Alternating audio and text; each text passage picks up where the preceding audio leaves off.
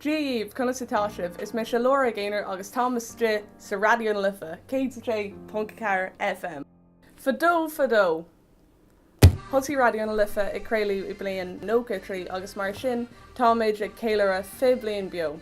I Bliain a bhí neart déimeachtaí ar siúl chun an bhreitla seo céileadh. Ceann acu ná an sra speisialta fé bliain. Seo sreacht aglah le daoine mór le rás sa saoil poiblí na hÉireann.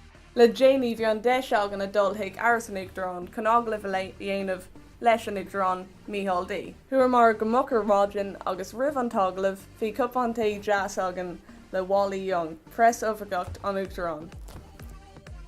An leir fad bhí mé ag iarra bheith récúiseach ach bhí sé saisdeachar gur thóirithe nuair thuúils sé isteach sa seomra. Rinne GD méid ní hinide an táglah leis agus ba sé le clostal ar Raidió na Lifa ag man lei ar an 8 de nullag. Ribh seo bhí Darrow Bliain, Peter Coonan agus neartdaoine eile consulin. Tá na aglah seo ar fáil sa musca ólais. Bansalt as an aglah leis an Uachtaráin agus big éisteach le Raidió na Lifa, K.4 FM.